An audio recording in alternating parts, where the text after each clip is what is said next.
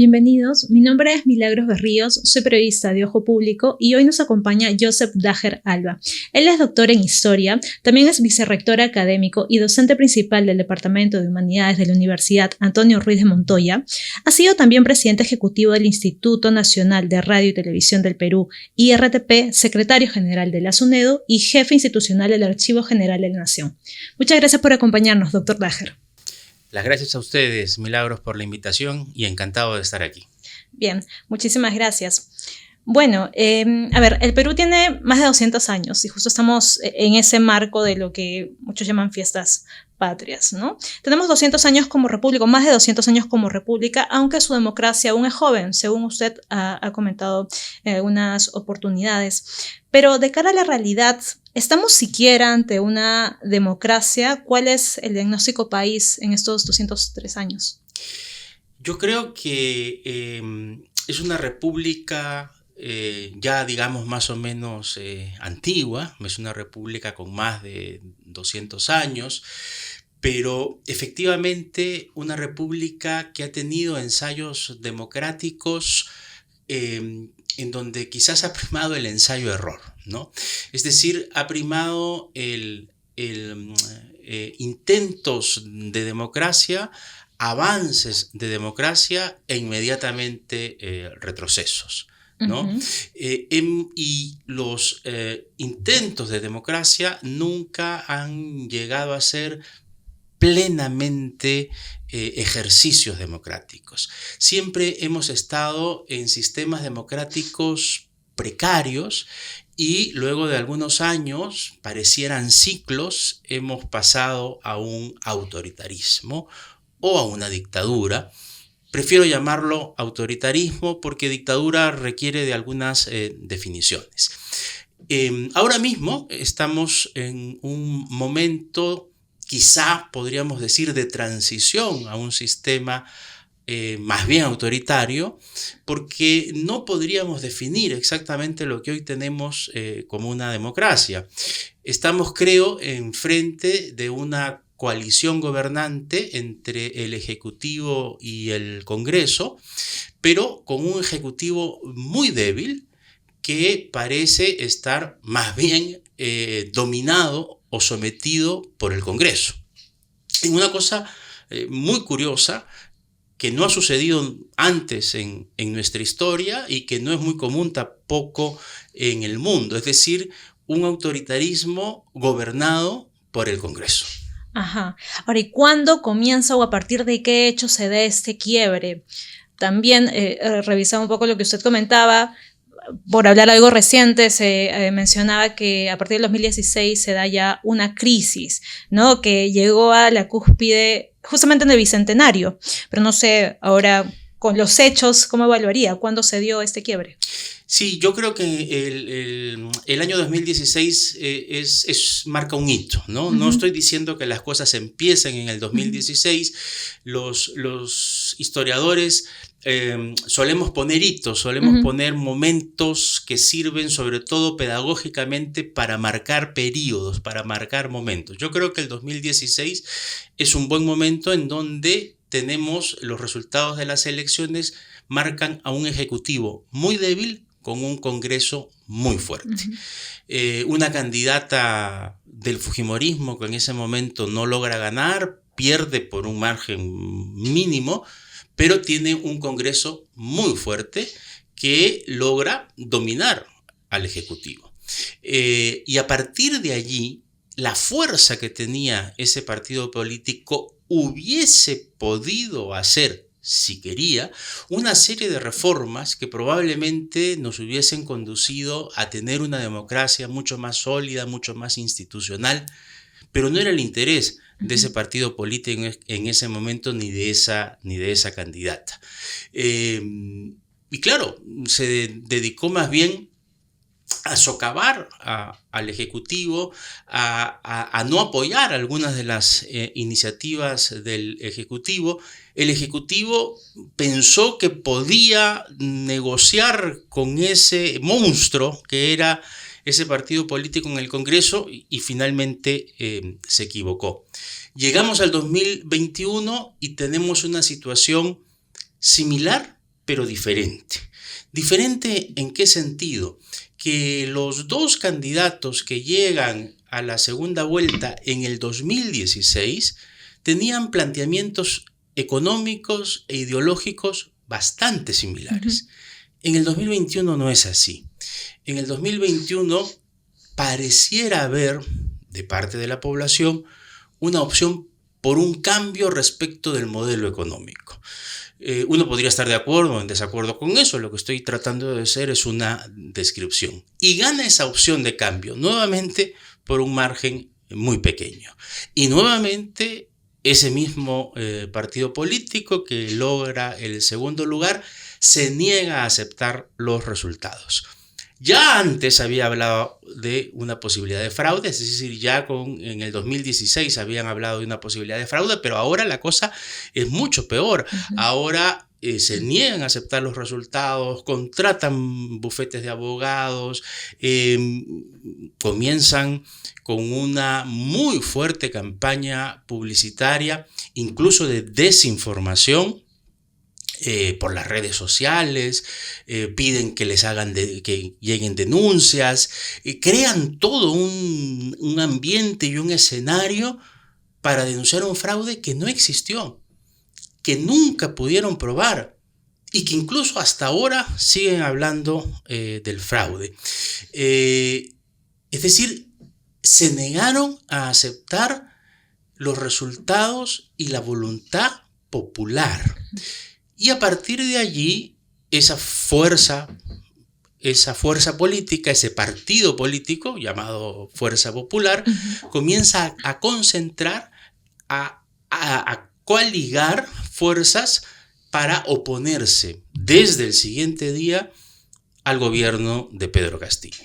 Esto, por supuesto, independientemente de cómo valoremos la aptitud o ineptitud del gobierno de Pedro Castillo.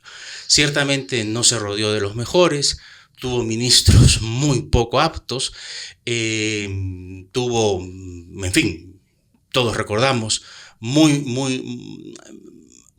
poca capacidad de gestión. Pero lo que también es cierto es que ese Congreso no lo dejaba gobernar. Y entonces Dina Boluarte asciende al poder, yo creo que en una sucesión constitucional legítima. ¿Qué quiero decir? Pedro Castillo, probablemente muy presionado por las circunstancias, lee el discurso que lee, intenta dar un golpe de Estado. Creo que no se le puede llamar golpe de Estado con mayúsculas, pero sí se le puede llamar un intento de golpe de Estado. No es solamente una proclama, él intentó dar un golpe de Estado, muy mal preparado, por supuesto, y creo que el ascender al gobierno por parte de Dina Boluarte es un recambio constitucional. Sin embargo, lo que creo también es que la alianza que hoy gobierna se fue forjando antes del 7 de diciembre, ¿no? Es decir, creo que los asesores de Dina Boluarte y las fuerzas políticas de derecha en el Congreso probablemente venían conversando y venían pensando la posibilidad de o bien lo vaquen o bien se vaque Pedro Castillo para que suba Dina Boluarte. Es muy probable que los asesores de Boluarte hayan pensado que cuando esto sucediese, ellos iban a poder tener un manejo un poquito mayor del que ahora vemos que tienen. Y entonces lo que resulta es que lo que hoy vemos no es a un ejecutivo dominando al Congreso, sino al contrario, vemos a un Congreso dominando al Ejecutivo, aunque de manera un poco distinta de lo que sucedía en el 2016, porque no tenemos una gran bancada, no tenemos una gran bancada mayoritaria. Lo que tenemos son asociaciones, sobre todo asociaciones, alianzas dentro del Congreso, sobre todo de partidos de derecha, que terminan apoyando a Dina Boluarte. Pero ya no solo apoyando, sino que terminan dominando a Dina Boluarte. De hecho, la gran revista The Economist, que no podemos decir que es una revista de izquierda, sino que al contrario es una revista de derecha liberal, dice, censurando la situación, que Boluarte dura porque no manda, ¿no es cierto? Es decir, está dando a entender que quien manda es el Congreso. Y eso lo podemos ver en, por ejemplo, el hecho de que prácticamente el Ejecutivo no observa las leyes que da el Congreso, o incluso los ministros terminan defendiendo los proyectos de ley que da el Congreso, como por ejemplo ha hecho en varias ocasiones el canciller. Ya que menciona el canciller y esta alineación o a veces coincidencia, por decirlo menos, del discurso, está la reciente carta enviada a la Corte de IDH, ¿no? De la presidenta y del presidente del Congreso, Alejandro Soto. Correcto, efectivamente. Y entonces, y ahí, digamos, el Poder Judicial tuvo el tino de no querer firmar, ¿no? Porque la idea era que todo el Estado estaba enviando esa carta, pero el Poder Judicial tuvo el tino de no firmar. Pero esto es digamos, casi que el Congreso le hace firmar a la presidenta esa carta. Y entonces, ¿qué es lo que tenemos? Tenemos un Congreso que domina al Ejecutivo para dar una serie de reformas que tienen un camino autoritario. Porque lo que buscan es efectivamente aprobar leyes de intervención, por ejemplo, a las ONG, que más allá de las ONG es un atentado a la libertad de expresión, en el sentido que es un atentado a la forma de opinar de la sociedad civil, porque las ONG son eso, son sociedad civil, que buscan proyectos de ley que buscan lo de eliminar los delitos de lesa humanidad.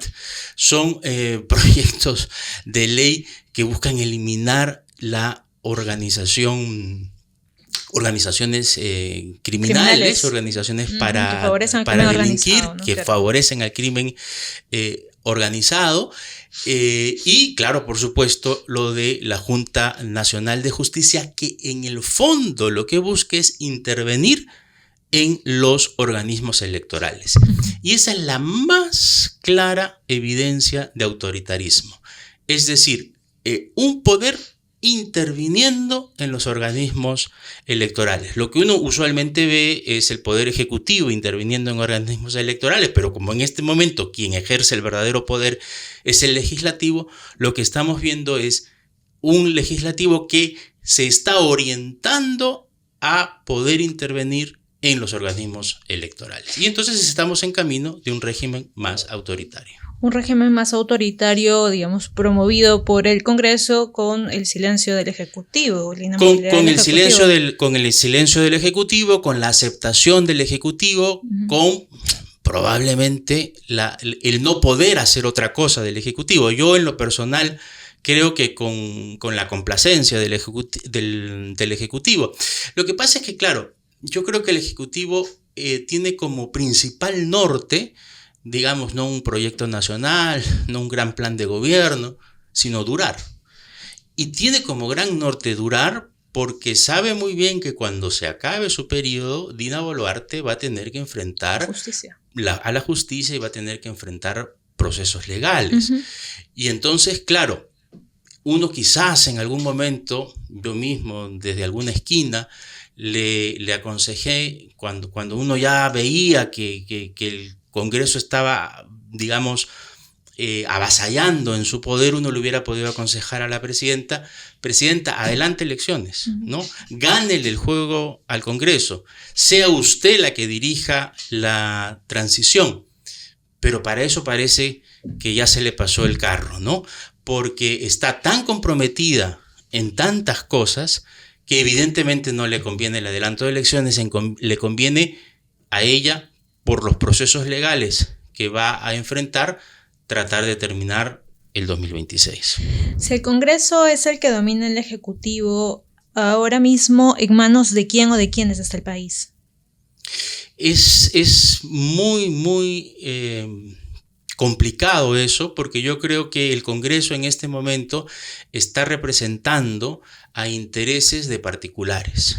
Está no, las alianzas que uno ve en el Congreso no son alianzas programáticas, no son alianzas ideológicas, no son alianzas que, digamos, respondan a principios que se lleven adelante, sino yo creo que responden a intereses particulares y muchas veces intereses que, digamos, no son muy santos, ¿no?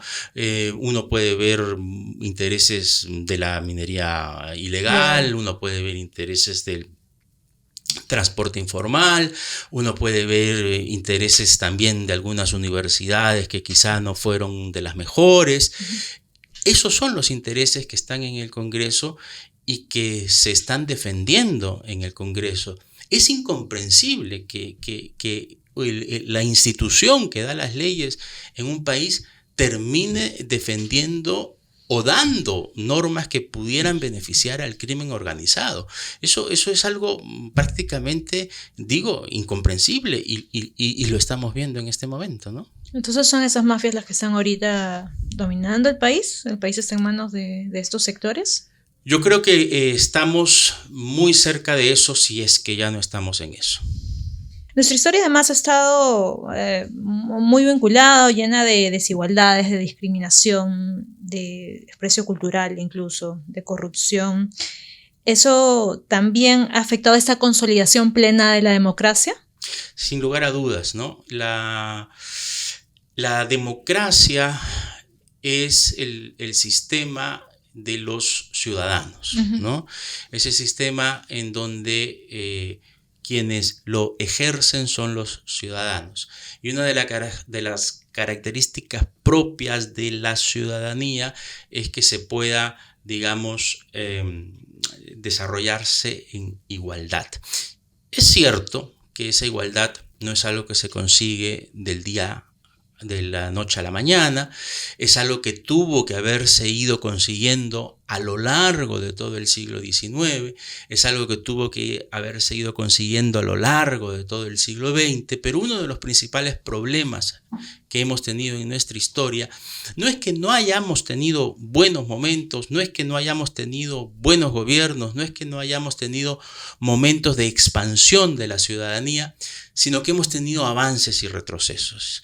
Y entonces en esos momentos de retroceso se ha retrocedido también mucho en esto del avance de la ciudadanía y también, por supuesto, hemos tenido momentos en donde nos ha costado mucho como Estado, como país y como nación abandonar una serie de herencias coloniales como el racismo, como la discriminación, como el aceptar al otro tal cual.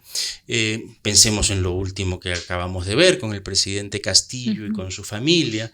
Muchos de los comentarios hacia Castillo y su familia tenían un origen más bien en el racismo y en la discriminación, sin negar, por supuesto, como dije hace un momento, que fue un gobierno más bien inepto en muchos aspectos.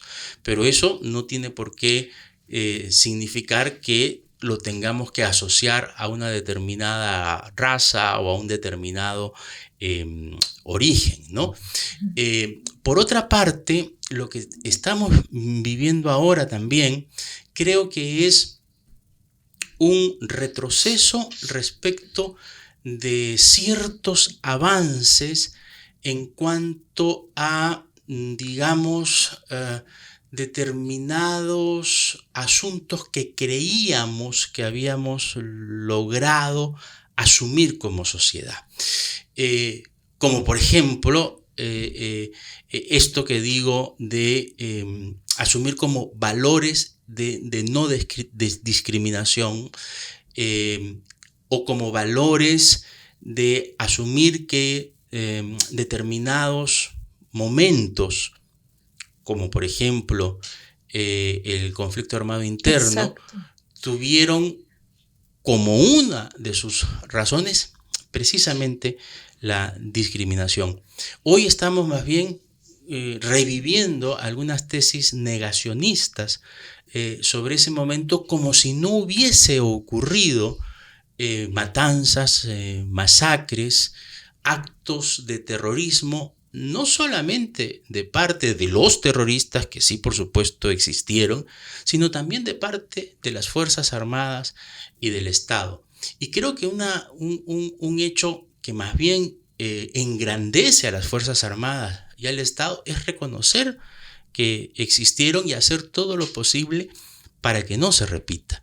Eso, por supuesto, no mancha a todas las Fuerzas Armadas, al contrario, las limpia, ¿no es cierto? Reconocer que en determinados momentos hubo un error, bueno, no individual, ¿no? Un error institucional, y no volverlo a permitir es algo que nos permitiría avanzar en ese sentido.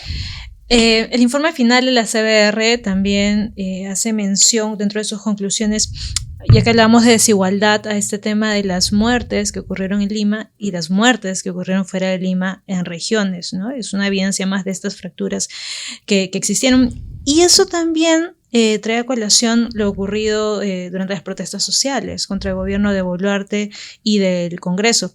Recientemente, Amnistía Internacional en un informe señaló que estas protestas sociales contra la presidenta podrían o darían pie a que Dina Boluarte sea considerada como una autora mediata, ¿no? Y que también hablan de graves violaciones de derechos humanos. Usted comentaba que el abuso de los derechos humanos es lo menos democrático que existe. Entonces volvemos al inicio, ¿no? Tomando en cuenta eso, ¿qué tipo de democracia, si es que tenemos una democracia, o cuál es la situación? ¿O ratifica lo que usted comentaba desde el inicio? Efectivamente, yo creo que el ejemplo que pones es muy significativo, ¿no? Porque me parece que la conclusión 8 o 9 de la Comisión de la Verdad nos dice que la población vivió, asumió, y el Estado mismo asumió de distinta manera, fíjate lo terrible que es esto, de distinta manera las muertes ocurridas en el interior del país que las muertes ocurridas en Lima en el periodo del conflicto armado interno. Y yo me pregunto si no es lo mismo que pasó en diciembre y enero en las protestas contra la presidenta Boluarte, si comparamos, por ejemplo, lo que sucedió en las protestas contra Merino, ¿no? Entonces eso es terrible porque han pasado los años, han pasado las décadas, estamos hablando de por lo menos 20 o 30 años, y hay cosas que no han cambiado, ¿no? Yo solía decirles a mis alumnos, recordando, les decía hace 20 años, recordando dos casos. En la Confederación Perú-Boliviana teníamos a Andrés de Santa Cruz, dicen de origen boliviano, pero en realidad era tan peruano como cualquiera, que va a liderar la Confederación Peruano-Boliviana, y esto tiene una gran oposición en Lima. Y tiene una gran oposición porque Santa Cruz es supuestamente boliviano, pero en realidad tiene facciones indígenas. Y como tiene facciones indígenas, Lima rechaza que un indígena sea el presidente. Incluso hay poesías que circulan en los principales medios diciendo: ante ese indio, jetón, prefiero que regrese el rey de España. Estamos en 1836 y uno podría decir, bueno, 15 años después de la independencia, son comentarios que uno, bueno, más o menos podría entender. En la elección en la que participan Lourdes Flores y Alejandro Toledo, el papá de Lourdes Flores se refiere a Toledo como el Auquénido de Harvard. Y hay más de un analista político que dice que eso le cuesta la candidatura a Lourdes Flores. Y entonces yo les comparaba a mis alumnos estos dos casos diciéndole, bueno, en algo hemos avanzado en el Perú, ¿no? Porque ya, fíjense, censuramos socialmente que alguien pueda decir eso. Pero 20 años después vemos lo que hemos visto, vemos que alguien dice que Puno no es el Perú, vemos que alguien dice que estas protestas son hechas por terroristas, por ronderos terroristas, sin recordar que Puno fue uno de los lugares en donde no llegó Sendero, sin recordar que los ronderos combatieron al terrorismo, y entonces uno dice, caramba, como que estamos retrocediendo, ¿no? Y si uno recuerda que incluso medios de comunicación, tratando de pintar a Castillo y a su familia como ladrones, decían que iban a salir de Palacio de Gobierno con costales llenos de dinero. No con maletas, no con maletines, con costales, ¿no? Queriendo a entender todo un mensaje con ello, ¿no? Entonces, caramba, uno dice, bueno, parece que en estos últimos tiempos hay un avance de una ideología radical, negacionista, que se siente empoderada, que está mucho más presente, que le estamos dando mucha más visibilidad que la que tenía antes, y que creo que es preocupante. Creo que ahí tenemos los que de algún modo tenemos algo que ver con educación y que tenemos alguna presencia más allá de nuestras casas, digamos, tenemos que tener alguna palabra en esto, ¿no? ¿Qué tanto estamos retrocediendo? Pues yo creo que porque los ejemplos que me comentas son... Con los ejemplos que estoy dando, creo que es algo como para preocuparnos, ¿no? Estamos en un momento en el que tenemos que ponernos a pensar si es dable, por ejemplo, que tengamos congresistas que finalmente estén utilizando su poder para beneficiar a particulares.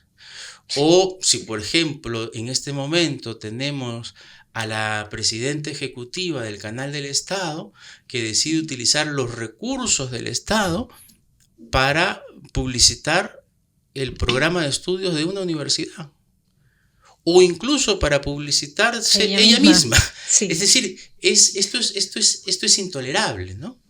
Me habla de beneficios particulares. Ahora, uno puede ver los congresos anteriores en distintos temas, otra vez transporte, educación y demás, y también ya se veía el interés por beneficiar a ciertos sectores. ¿Cuál sería la diferencia de este congreso? Yo diría que el grado, ¿no? Quizás antes ya se veía, quizás antes había uno que otro, pero digamos habían otros que salían a denunciarlos, que salían a criticarlos. Ahora el número de congresistas que están en contra de las barbaridades que hacen los otros es mínimo. Y eso nos tiene que preocupar, y sobre todo a los votantes nos tiene que llevar a pensar qué es lo que vamos a hacer en el 2026.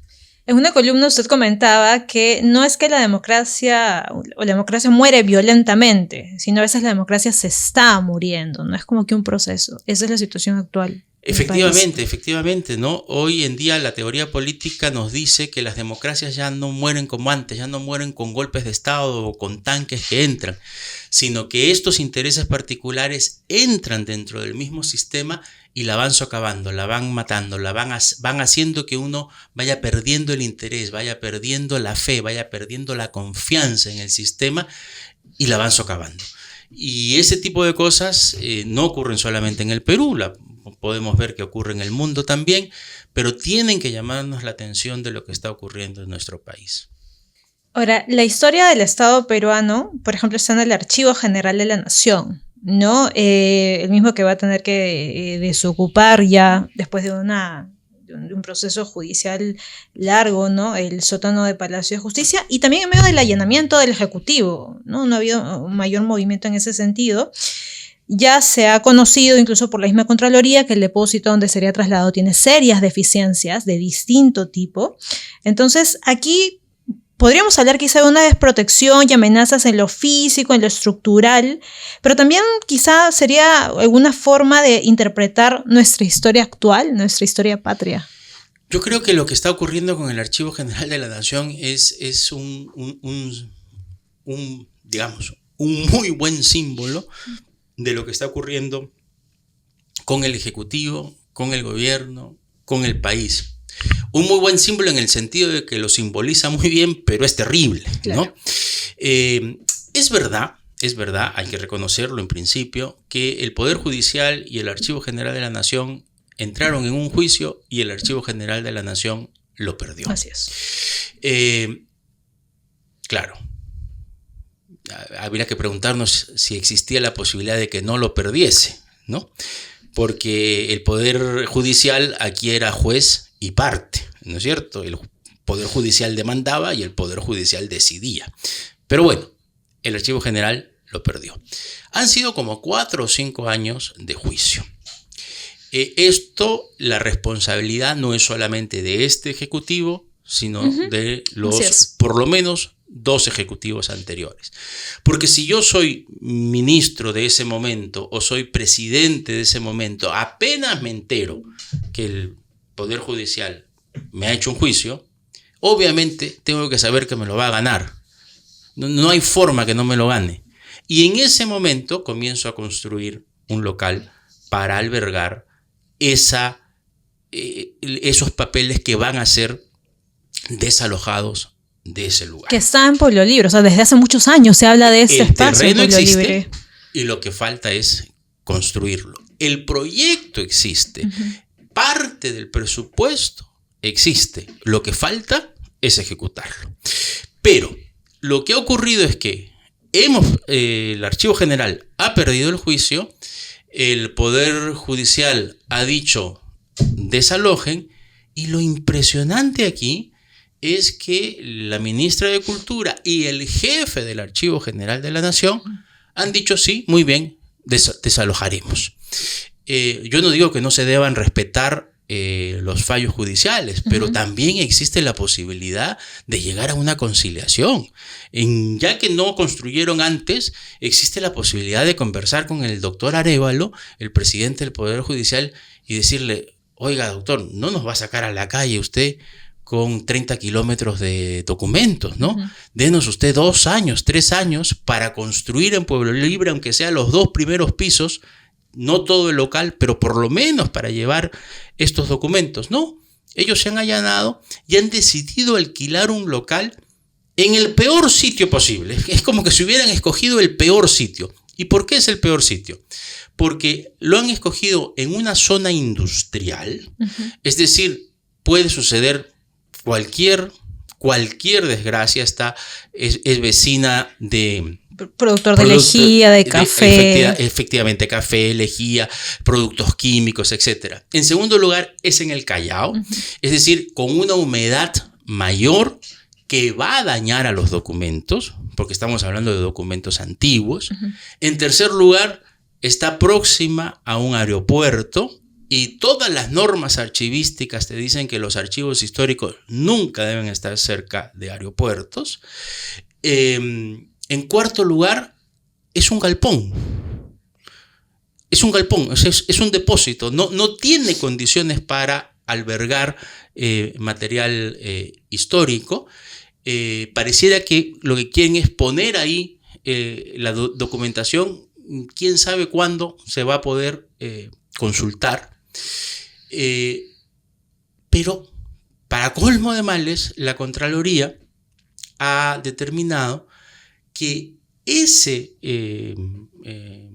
local tiene hipotecas, tiene una serie de grabaciones que no garantizan que esté ahí seguro desde el punto de vista, digamos, de la inversión, nuestro patrimonio. Y son 12 millones de soles que va a invertir el Ministerio de Cultura, el Archivo General de la Nación, en ese local que es un alquiler. Y entonces, señores, ¿por qué no se ponen de acuerdo con el Poder Judicial y le dicen, yo le doy a usted los 12 millones, déjeme estar 3 años más y le doy a usted, porque ya voy a gastar, ya está presupuestado esos 12 millones, se los doy a usted, le arreglo bonito el sótano que tengo, porque además efectivamente no tiene condiciones para albergar el patrimonio, se lo arreglo, se lo dejo bonito, pero déjeme estar ahí. Y eso sí, convenzamos al MEF para que dé la plata para construir el Archivo General de la Nación. Lo más ya irónico del tema es que, como tú decías al principio, lo que estamos celebrando es el bicentenario. Son los 200 años de la historia del Perú, que se cierran con la batalla de Ayacucho en diciembre. Y el Archivo General de la Nación lo que más alberga, es la memoria del Estado peruano. Así es. Es verdad, por supuesto, que también tiene la memoria de la época colonial, pero lo que se quiere sacar es el archivo republicano, ¿no? Es decir, el Estado peruano está atentando contra sí mismo en su cumpleaños. Y para recordar, igual, claro, ahí tal vez me pueda actualizar, pero recuerdo que en algún momento, en una conversación con el jefe del archivo, él comentaba que hay más de 150 millones de documentos históricos y administrativos. Hablamos de la época de la independencia, documentos donde aparece el nombre de José de San Martín, Hipólito Unanue, de Miguel Grau, de la época de la Guerra del Pacífico y demás. Y a propósito de que usted habla de las soluciones o propuestas para mejorar la situación, en una reciente carta enviada por 4 ex jefes del archivo, donde usted también firma, precisamente señalaban que lo que correspondería en todo caso es que la ministra pueda conseguir los recursos ante el Ministerio de Economía y Finanzas para construir este nuevo local, y que más o menos podría tardar entre 3 o 4 años ese proceso. Y dicen además ustedes dicen que esa es su responsabilidad histórica. Correcto, por supuesto. Esa es su responsabilidad histórica. La historia la ha puesto ahí para eso. Eso es lo más importante de su gestión. No hacerlo no solamente va a ser una responsabilidad histórica, sino que va a ser una responsabilidad penal.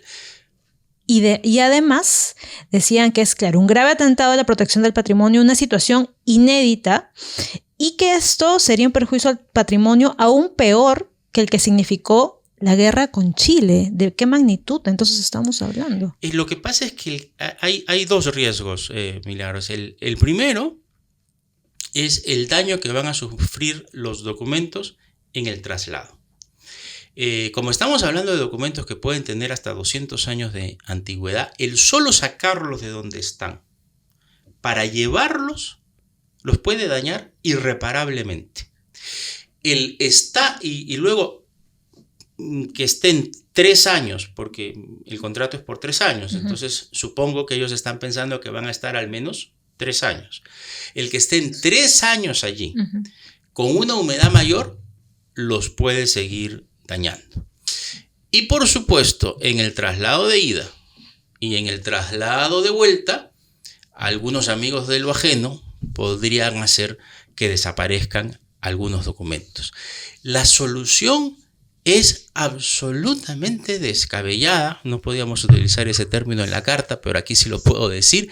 Es absolutamente descabellada, es increíble, es decir, no responde a ningún patrón técnico. Por último, si hay tal presión por parte del Poder Judicial, y por eso digo que es un símbolo de lo débil que es este gobierno, yo quizás buscaría el apoyo de la ciudadanía, de la sociedad civil, de los medios de comunicación, a ver si se atreve, pues, el presidente del Poder Judicial. Sáqueme, señor, sáqueme, pues, sáqueme, atrévase, traiga los camiones, traiga los tractores, sáqueme. O sea, sáqueme, pues. Eso no puede ser. O sea, 2 poderes del Estado tienen que ponerse de acuerdo para proteger la memoria del Estado. No podemos llegar a una situación en donde lo que está en juego es que desaparezca nuestra memoria. Luego, en algún momento ellos dijeron que iban a traer especialistas extranjeros para evaluar el galpón o el depósito. Hasta ahora no sucede. ¿Dónde están? O vinieron y no han querido mostrar el informe con los resultados que han dado. No es posible. Hablamos ahora mismo de la sede, ¿no? de la infraestructura, del local, pero el Archivo General de la Nación ha estado golpeado en los últimos años de distintas formas, ¿no? O sea, por citar algunos ejemplos, en 2018 se hablaba o se denunciaban los robos de documentos de don José de San Martín, en 2019 papeles notariales históricos y demás. O sea, había una serie de pérdidas y de denuncias vinculados a eso. ¿Qué ocurre con la memoria del Estado? Con este tema de las pérdidas de los papeles, de la desprotección del patrimonio. ¿Somos un país que ha perdido la memoria? Es verdad que el Archivo General de la Nación es, desde que nació, una especie de pariente pobre de las instituciones culturales. Porque lamentablemente es de las instituciones culturales el menos vistoso, ¿no? Porque claro, la Biblioteca Nacional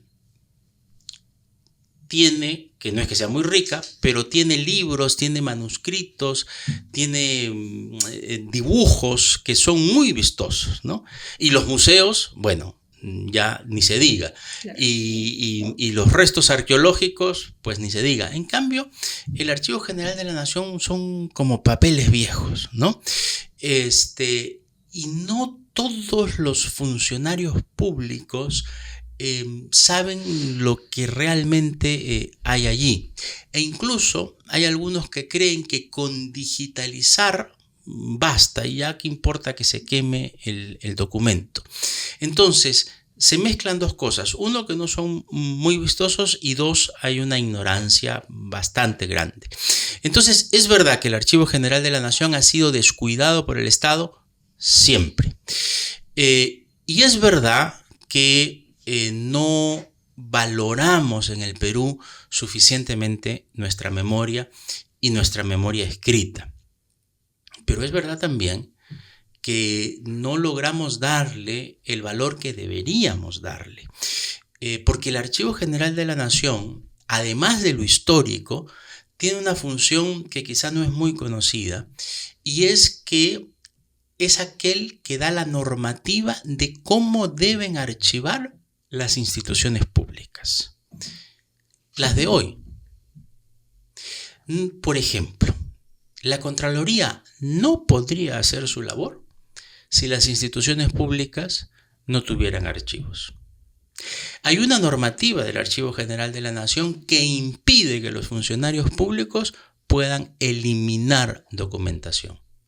No pueden eliminar documentación sin previa autorización del Archivo General de la Nación o de sus propios archivos centrales. Eso es importantísimo, porque, claro, qué mejor que eliminar rastros de corrupción. Claro. Si se elimina documentación, se está cayendo en una falta. Entonces, tenemos que valorar a esa institución que protege nuestro pasado, pero que garantiza también que en nuestro presente se protejan las pruebas que van a garantizar que tengamos una mejor gestión pública. Un artículo suyo justamente mencionaba también usted que el archivo y la biblioteca guardan los insumos para la confección de las historias nacionales, ¿no? De la historia patria, la configuración conceptual del Perú. Así es. Y ya que también está mencionando el tema del patrimonio, usted ha sido miembro, ¿no?, del Comité Peruano Memoria del Mundo por la UNESCO.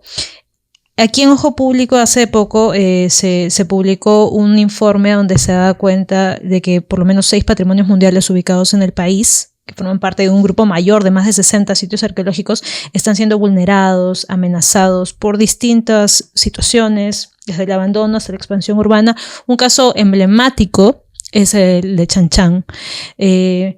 ¿Cómo estamos nosotros entendiendo la historia, protegiendo? Este tema de las denuncias, de las amenazas al patrimonio, es algo que se ve desde hace mucho tiempo.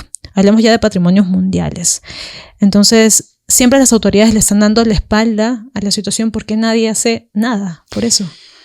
Yo creo que el gran problema, es decir, se creó un Ministerio de Cultura, entre otras cosas, para solucionar ese problema. entre otros, por supuesto, para fomentar las industrias culturales, para fomentar también la interculturalidad y todas estas cosas que son muy importantes. Pero un Ministerio de Cultura en un país como el Perú tiene que tener, creo yo, como primera tarea, la tarea patrimonial. La tarea de la salvaguarda del patrimonio, la tarea del cuidado del patrimonio y la tarea, quizá lo que voy a decir suena medio antipático, pero la tarea de la fiscalización. Porque ahí ese es nuestro legado. Nuestro deber es cuidarlo. Nuestro deber es legarlo, dejárselo a las próximas generaciones. Y por supuesto para eso se necesita presupuesto. Presupuesto y presupuesto y presupuesto. Habrá algunos de esos legados que produzcan, que nos den divisas, como varias de las maravillas que tenemos, claro, los sitios arqueológicos. Y habrá algunos que no. Un Ministerio de Cultura tiene que tener presupuesto. No puede tener el poco presupuesto que tiene. El Ministerio de Cultura es uno de los ministerios que menos presupuesto tiene. Eso también es irracional. Por supuesto, las otras labores del ministerio también son loables. Promover las industrias culturales, preocuparse de la interculturalidad. Pero una cosa central, tiene que ser la protección del patrimonio cultural. No hay manera que en un país como el Perú el ministerio no tenga como una cuestión vertebral la protección patrimonial. Una de las tareas del gobierno central y también de los gobiernos regionales. Sí, por supuesto. Exacto. Del ministerio como autoridad central, pero por supuesto delegando donde tenga que delegar en los gobiernos regionales. Ahora, también a veces eso termina siendo un problema porque uno dice que es responsabilidad del otro y viceversa. Quería hacerle otra consulta referido justamente al gobierno central. En diciembre del 2022, usted en una entrevista citaba a Basadre, ¿no? Y decía que el Perú es un problema, pero también una posibilidad, es algo que mencionaba. Y lo decía para referirse a Dina Boluarte, que entonces estaba asumiendo la presidencia. Era la primera mujer en ejercer la presidencia y que en ese momento, desde su punto de vista, usted comentaba que tenía la posibilidad de convocar un gabinete de amplia base, de poder consensuar con el Congreso, que era una ocasión para comenzar a hacer cambios para bien en el país, porque ya había algunos problemas como la sequía, la escasez agrícola y demás. Ya con los años y el tiempo que ha pasado, ¿qué pasó? ¿Qué ocurrió con esa posibilidad que representaba en su momento Dina Boluarte? Bueno, como en muchos otros casos en el Perú, es una posibilidad fallida, es una posibilidad que no se dio. Yo creo que es una verdadera lástima, ¿no? Porque no recuerdo si en esa entrevista o en otra, yo decía que una gran posibilidad para el Perú fue también Pedro Castillo, porque yo creo que a nivel de símbolo, hubiese sido muy potente para integrarnos, para cambiar mentalidades, que el presidente del Bicentenario hubiese sido un maestro de origen rural. Creo que si hubiéramos explotado bien ese símbolo y aceptado bien ese símbolo, hubiese sido muy bueno para el Perú. Pero no lo aceptamos, no nos dimos cuenta de eso y creo que ni siquiera el mismo Pedro Castillo fue consciente del papel histórico que le tocaba jugar. Bueno, creo que el símbolo de Dina Boluarte estaba más o menos en el mismo nivel y hasta hubiera podido ser mejor, porque era mujer, sucedió constitucionalmente al presidente, quechua hablante, y hubiese sido la posibilidad efectivamente y además creo que accedía a la presidencia con las expectativas de muchos, ¿no? Es decir, vamos a salir de un momento un poco complicado, de mucha ineptitud, y por fin vamos a ver la posibilidad de salir hacia adelante. Creo que no lo hizo, se negó a hacerlo, no logró convocar un gabinete, digamos, importante, se equivocó en el manejo de las marchas, se equivocó tanto que sus dos ministros más interesantes renunciaron de inmediato. Se equivocó doblemente porque entonces al ministro responsable de la represión lo nombra primer ministro, y a partir de ahí comienza a cometer los errores que todos sabemos, ¿no? Y entonces yo creo que se equivocó, estuvo mal asesorada, y claro, probablemente no veíamos en ese momento lo que hoy está más claro, que ya venía conversando con una alianza que la terminó, digamos, dominando, y quizá no le dejó mucho margen de maniobra. No estoy diciendo que ella lo hubiera querido hacer tampoco, pero definitivamente no tuvo margen de maniobra, ¿no? Y ahora, por las investigaciones, parece que quizá ya no solo en el caso de las protestas hablamos de errores, sino ya podría escalar a cosas más serias como ya delitos o responsabilidades de otro tipo, ¿no? Bueno, que van a ser definidos. ¿no? Sin lugar a dudas, eso lo tendrá que... Por la justicia. Lo tendrá que determinar la justicia, pero lo que sí queda claro es que lo que no ha hecho la presidenta es dar gestos políticos que demuestren que ella está en contra de lo que ha sucedido. Al contrario, sus gestos, me refiero a la represión, ¿no? Sus gestos parecieran seguir avalando la represión. Así es. Y lo que ha sucedido, ¿no? Habla también usted de un gobierno débil, ¿no? ¿Hablamos de un gobierno solo débil o también de un ejecutivo que en comparación a sus antecesores es de un nivel mucho más, mucho peor, con muchas más dificultades y problemas a la hora de cumplir su trabajo? Sí, yo creo que si ya tuvimos una muy mala experiencia con los gabinetes Castillo, ahora no hemos mejorado. Quizás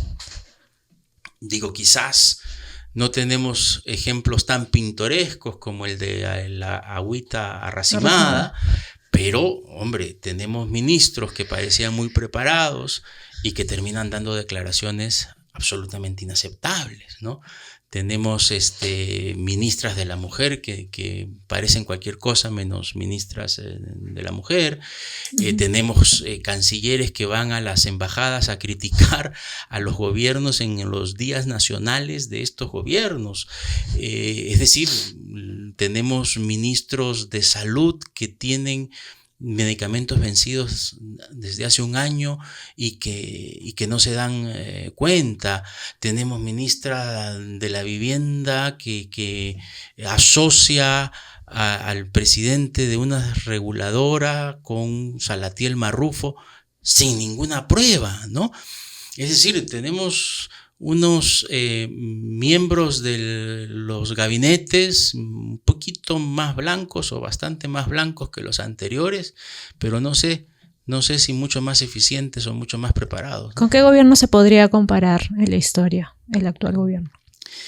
Yo creo que en algunos casos podría compararse con el gobierno de Fujimori en el tipo de ministros que fueron poniendo, pero no en la debilidad, ¿no? El gobierno de Fujimori fue un gobierno fuerte, fue un gobierno que ejercía poder.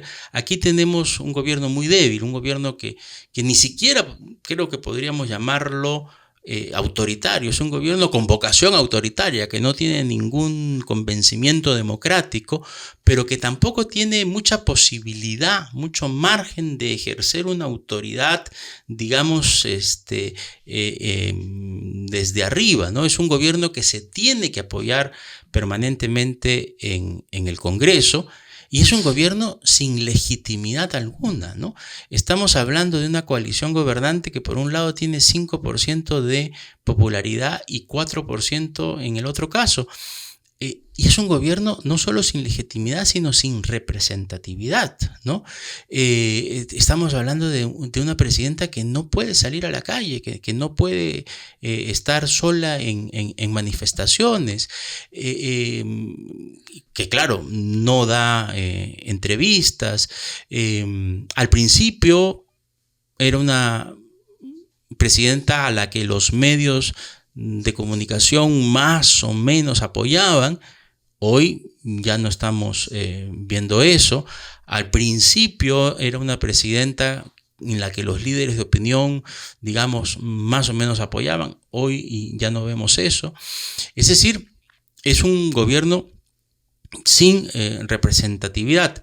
Dura porque no manda, como dice The Economist, repito, y dura porque los que realmente gobiernan, que son el Congreso, donde está básicamente los poderes, digamos, de la derecha o de la izquierda radical, con Perú Libre, con Cerrón. Es que curioso que no lo puedan encontrar hasta ahora a Cerrón, ¿no? Son los que finalmente están detrás o al lado del gobierno, ¿no? ¿Ese ejecutivo y el Congreso son de los peores de la historia del Perú, podría decirlo? Yo me temo que sí, porque creo que nunca antes hemos visto reformas o cambios o leyes en tal número que no pretenden institucionalidad, sino todo lo contrario. O sea, entonces hablamos de un gobierno y de un Congreso con más contrarreformas en la historia. Yo pienso que sí, y con menor popularidad. Nunca hemos tenido un ejecutivo con esta popularidad. Me parece que en el peor momento de García tuvo 6 o 7% del primer gobierno. Uh-huh. En el peor momento de Toledo tuvo 8%. Uh-huh. Ahora estamos hablando de 5% que o sea, ya es casi el margen de error, o sea, ya difícil bajar de eso, ¿no? Y ya que hablábamos de memoria, justamente este Congreso con estas contrarreformas también se me viene a la mente el tema de estos, o sea, el Congreso y del Ejecutivo, ¿no? Hablamos de lo referido a los crímenes de lesa humanidad, por parte del Ejecutivo este intento por revisar los textos escolares que mencionaban el conflicto armado interno y que usaban otros términos. Entonces ya no solo es un juego por los intereses, como mencionaba, sino también un intento quizá por reescribir la historia. Yo creo que hay un intento de negacionismo, de reescribir la historia. Hay un intento desesperado por hacerlo todo en este momento, porque en los últimos tiempos más o menos vemos que el grupo ganador, el grupo político ganador, no necesariamente tiene una presencia más o menos fuerte en el siguiente gobierno, ¿no? O sea, tenemos un problema de representatividad. Como tenemos partidos políticos que son, digamos, casi de broma, ¿no? Partidos políticos cascarones, no hay carrera política, no tenemos clase dirigente, no tenemos políticos que cuiden ser políticos, ¿no? El político que vive de la política, que fue desprestigiado desde la época de Fujimori porque se pensaba que estaba mal, el político que vive de la política de alguna manera cuida, ¿no? Cuida lo que hace porque ahí está su chamba, digamos, ahí está su futuro. Ellos no, porque de repente saben que pueden no salir reelegidos o saben que esta es la única vez que van a ser viceministros o que van a ser ministros, y entonces, claro, muy probablemente hay grupos de poder fuera que los están presionando para tratar de reescribir y de implantar una narrativa que obedece a intereses que no necesariamente son intereses propios de nuestra historia o propios de lo que realmente ocurrió, ¿no? La Subcomisión de Acusaciones Constitucionales recientemente negó abrir investigación a la presidenta Boluarte por las muertes, producto de las protestas, pero sí por el caso Rolex. Entonces, ¿desde cuándo la vida de los peruanos empezó a perder el valor, ¿no?, para la clase política? Eso es impresionante, ¿no? Un Rolex vale más que 60 muertos, ¿no? Eso es impresionante. Y refleja que esa comisión lo que está haciendo no es salvar a la presidenta, lo que está haciendo es salvar a los que podrían caer con la presidenta si es que la presidenta entra en esa acusación. En cambio, con los Rolex caería solamente ella, ¿no? Así es. Y eso es terrible porque el mensaje que enviamos a la población es que no nos importa el otro, no nos importa nuestro conciudadano, no nos importa nuestro connacional. Y eso es terrible. El Congreso también, dentro de las diversas contrarreformas conocidas, está la de la educación, ¿no?, promovida por el actual legislativo. En enero de 2022 usted decía que era impensable que los regulados escojan a los reguladores, refiriéndose a la SUNEDU, pero eso ya ocurrió, ¿no? Sí. Y sigue en marcha porque ahora último la Comisión Permanente ha aprobado en primera votación un proyecto sobre licenciamiento indefinido, ¿no? Sabemos que las universidades deben licenciarse cada cierto tiempo para acreditar que cumplen con las condiciones básicas de calidad. Ese proyecto lo impediría y no sería necesario, ¿no?, pasar por una nueva evaluación. ¿Hacia dónde vamos? ¿Qué más falta? Esa es una buena pregunta, ¿no?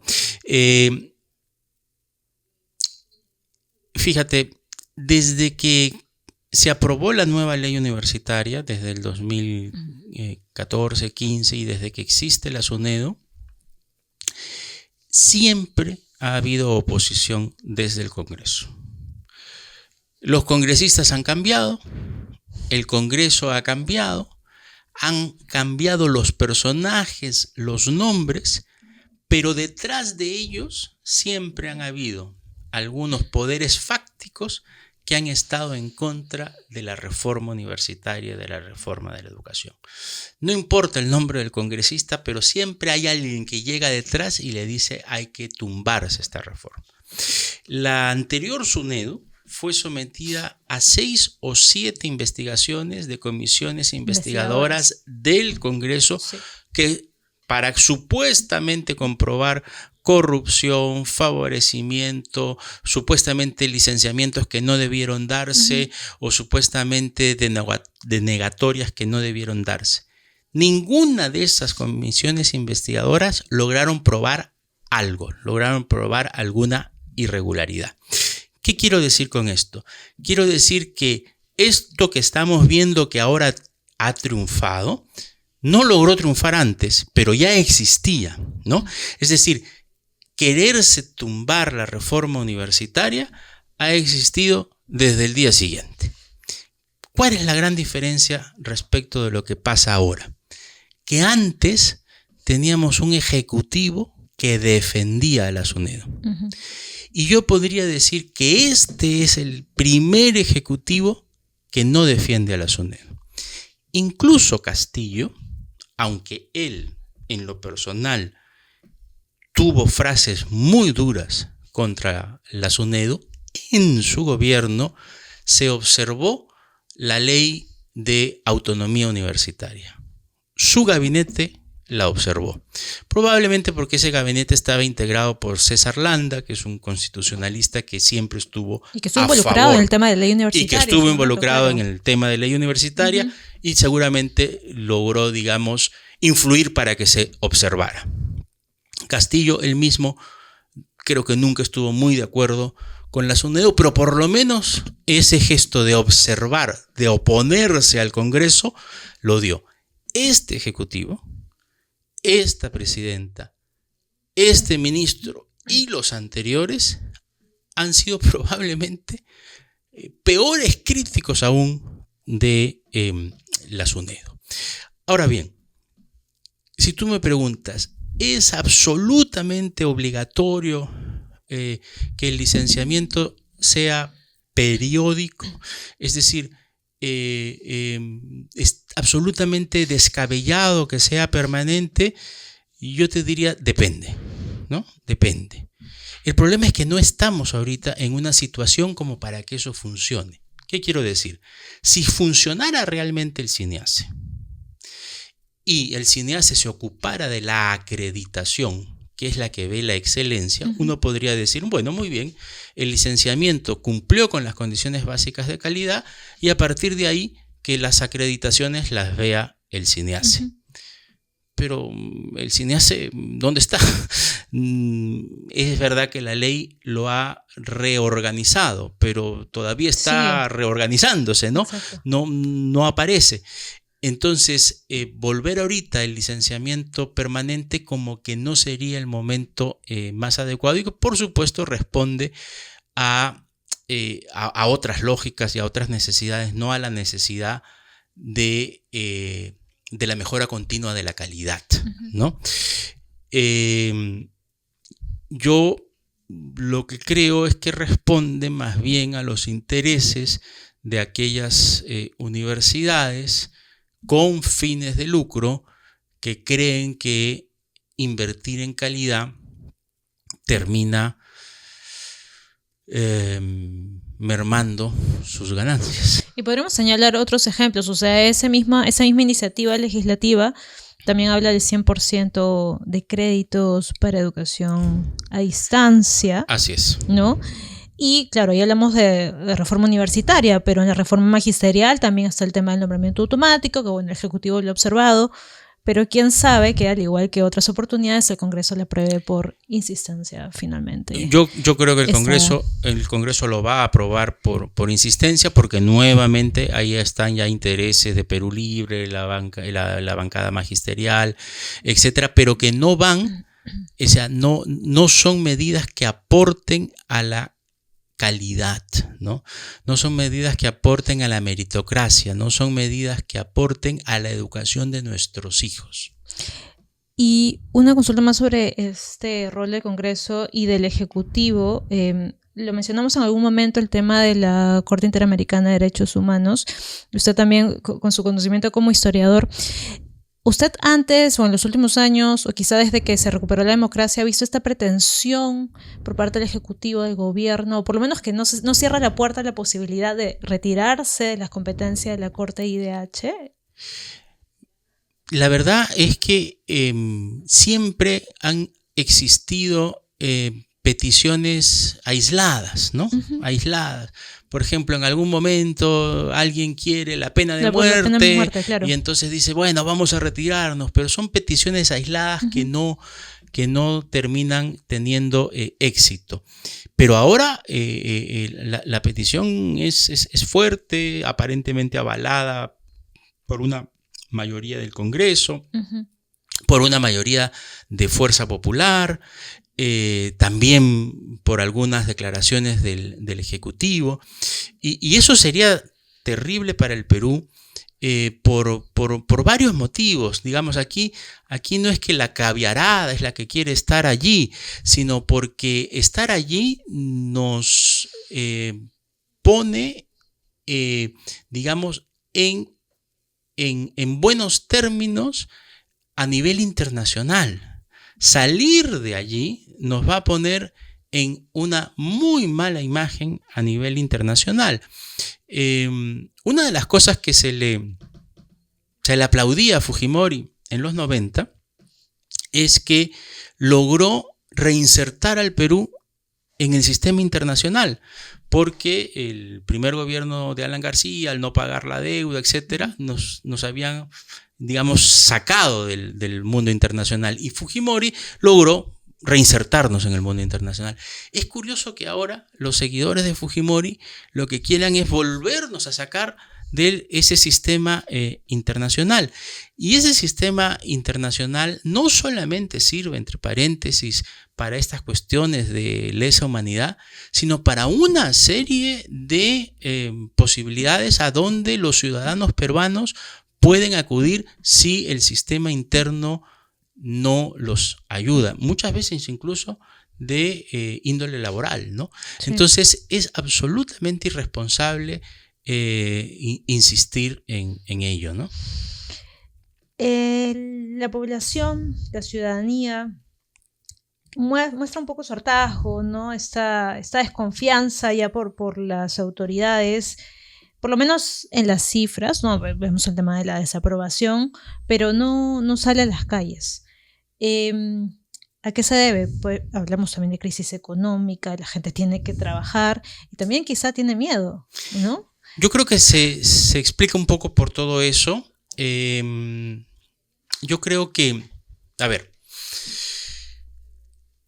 la ciudadanía salió a las calles. Sí. Salió en diciembre y salió en enero. No en Lima, pero salieron a las calles. Claro, masivamente. Muy masivamente. Por momentos tuvimos 20 regiones que estaban protestando. Pero creo que en Lima no empatizamos con esa protesta.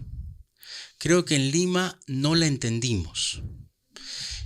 Y creo que en Lima asociamos esa protesta con infiltrados, con terrucos, con agitadores.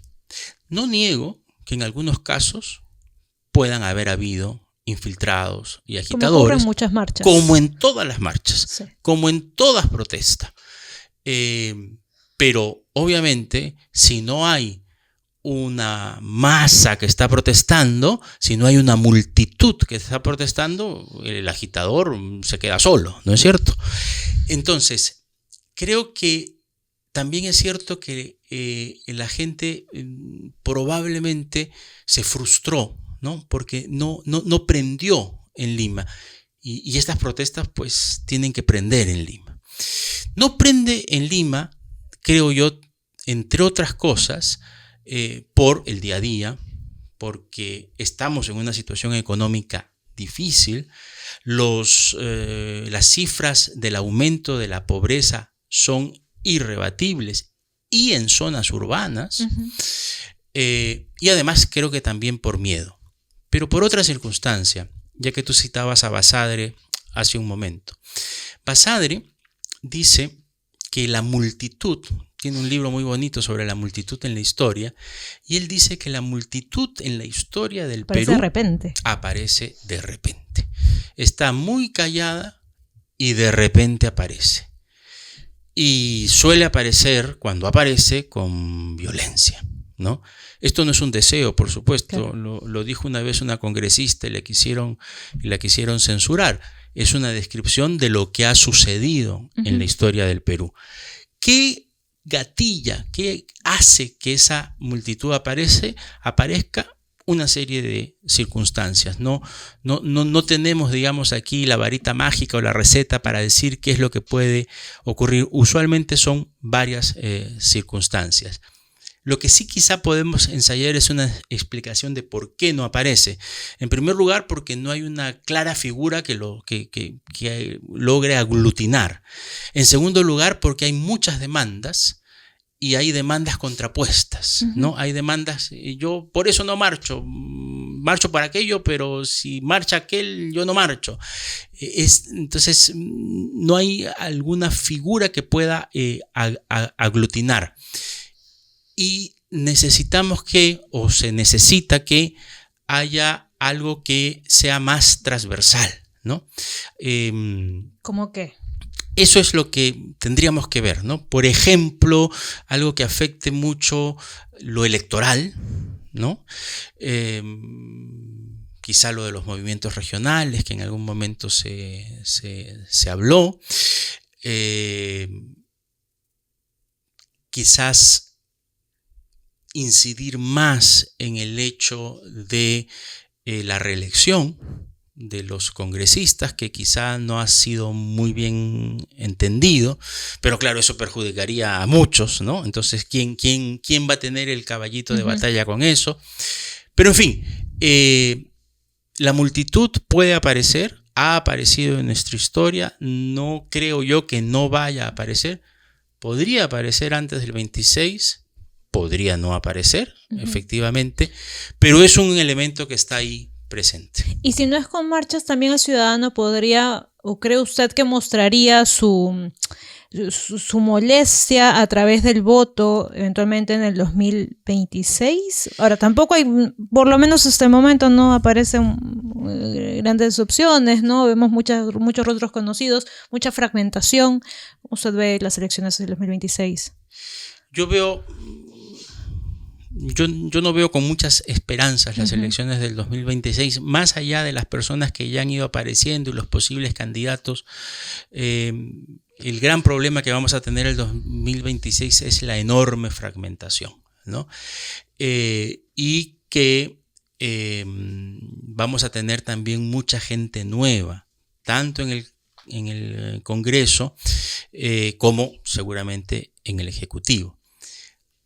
Aunque lo que voy a decir ahora va a contribuir a tener gente nueva, algo que vengo diciendo cada vez que puedo es pedirle a la ciudadanía que no vote por ninguno de los congresistas. Es verdad que hay gente buena, que hasta convendría que repita, pero la verdad es que deberíamos como sociedad, como país, como nación, dar un mensaje muy fuerte. Y por estos no. Es decir, se han portado tan mal en general que una lección que deberíamos dar en las urnas es no votar por ninguno. Por ninguno. Y luego, por supuesto, pensar bien por quién votaremos ya una vez en el Ejecutivo y en el Congreso. Y luego pensar algo que hacemos mucho en el Perú, que es cruzar el voto, ¿no? Pensar hasta qué punto es tan conveniente ese cruzar el voto, ¿no? Porque finalmente vamos a tener nuevamente un Congreso muy, muy, muy disperso, ¿no? El bicentenario no concluía en el 2021, el gobierno comentó que se prolongaba hasta el 2024, y eso también señalaba, ¿no?, que en realidad, tomando en cuenta los antecedentes históricos por la independencia, el bicentenario es hasta el 2024, y que teníamos un tiempo para cerrar las cosas hasta el 2024. Ya estamos 2024, ¿aún estamos a tiempo? Yo creo que no hemos cerrado, hemos más bien abierto, ¿no? Efectivamente, yo decía en ese momento, a propósito del COVID, que teníamos muchas heridas abiertas, había muerto mucha gente, y no tenía sentido que en julio del 2021 celebráramos, ¿no? Con cohetes y con cuestiones. Yo más bien llamaba a la reflexión de cerrar heridas, etcétera, pero hemos abierto más heridas, ¿no? Hemos abierto más heridas, no hemos terminado un gobierno, hemos tenido una nueva presidenta, esa nueva presidenta ha abierto más heridas, estamos socavando la República desde el Congreso quiere que lo entendamos como el primer poder del Estado, y eso no existe. En una democracia moderna no hay primer poder del Estado, solamente hay equilibrio entre poderes, y entonces, claro, estamos viviendo un bicentenario tanto en el 21 como en el 24, quizá, no sé si de la peor manera, pero quizá de una manera que nos debe dar una lección para, a partir de ahora, pensar bien qué república queremos para construirla. Uno dirá, después de 200 años es tarde. No, yo creo que nunca es tarde, pero tenemos por fin que aprender de nuestro pasado. Si la historia sirve para algo, es para aprender de nuestro pasado. Bien, te agradezco muchísimo su tiempo, doctor Daher. Gracias. Muchas gracias.